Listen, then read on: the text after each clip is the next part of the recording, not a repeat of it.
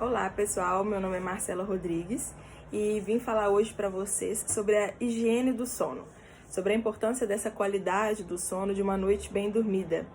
E essa higiene do sono é um conjunto de técnicas e rotinas que a gente pode ter, são hábitos que a gente pode adquirir para a gente ter um sono mais reparador, uma qualidade de sono melhor durante a noite e também pegar no sono mais fácil. Então é tanto iniciar o sono quanto manter o sono durante a noite. E, bom, a importância disso, né, a gente já sabe, a gente acorda mais bem disposto, a gente tem um melhor desempenho no trabalho, a gente tem uma maior concentração nos estudos, mas além disso, a gente também tem um melhor desempenho nas atividades físicas, e aí que está a importância desse sono dentro da ortopedia também. O risco de lesões, ele é maior quando a gente tem um paciente, uma pessoa que está cansada, que vai fazer uma atividade física. Então, esse sono reparador, ele diminui o risco dessas lesões. E então a gente vai falar aqui agora um pouquinho sobre essas práticas do dia a dia para a gente ter essa qualidade de sono. Bom, a primeira coisa é ter um ambiente confortável, agradável, né, o quarto adequado para esse sono.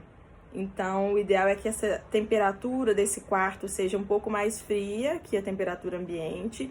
A gente orienta que o quarto esteja fresco, arejado, né? E quem tiver ar-condicionado pode colocar a temperatura um pouco mais baixa, ventilador, ou quem não tiver essa solução pode tomar um banho mais quente, uma hora antes de dormir, que aí, entrando no quarto, ele tem uma queda de temperatura e dá essa sensação de que está um pouco menor a temperatura. Isso ajuda a pegar no sono e também a manter depois. Outra coisa importante é o som, se possível, o mínimo de barulho, né, para poder tanto pegar no sono quanto manter esse sono.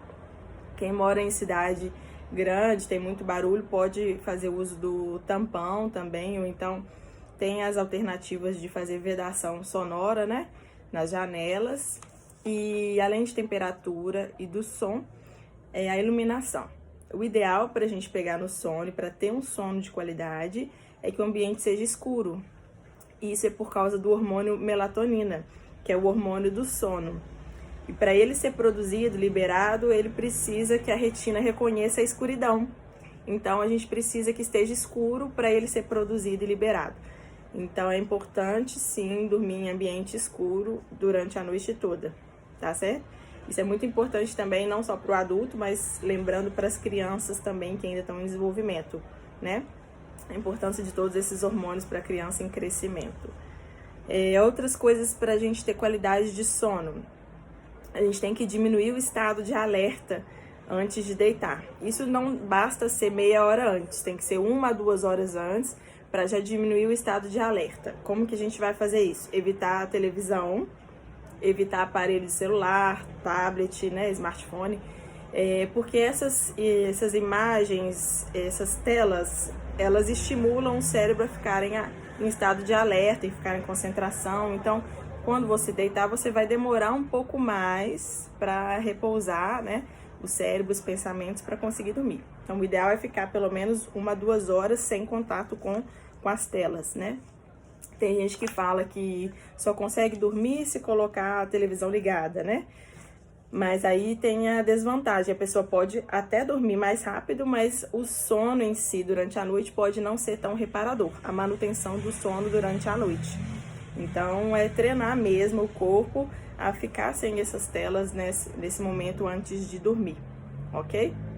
Outra coisa para diminuir o estado de alerta é evitar substâncias estimulantes, a cafeína, o álcool, a nicotina.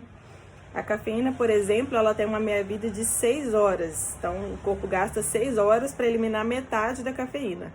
Então você teria que parar de tomar o café da manhã, por exemplo, de tarde até 2 horas da tarde para você ir dormir 9 horas da noite, né? 3 horas da tarde para ir dormir 9 horas da noite, 4 horas da tarde para ir dormir 10 horas da noite, né? Então é mais ou menos esse cálculo que a gente faz do tempo de meia-vida da cafeína. E a cafeína não é só o café, né? Lembrando que ela também está presente nos refrigerantes, está presente em alguns chás, chá mate, por exemplo, tem a cafeína também.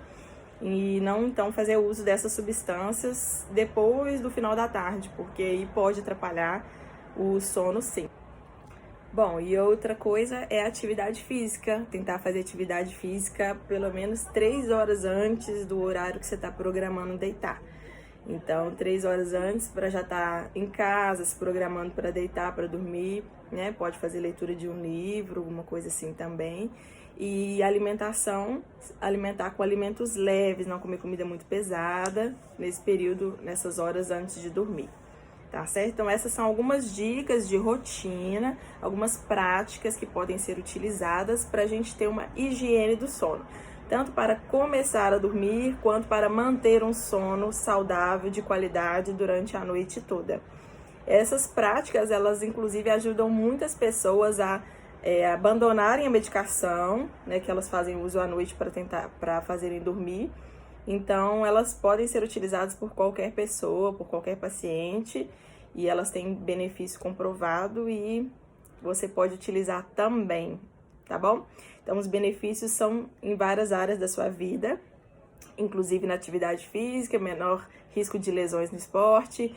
Então, espero que todo mundo tenha aproveitado alguma coisa e alguma informação. Qualquer dúvida, é só colocar aqui que depois eu respondo, tá bom? Um abraço e bom sono para vocês!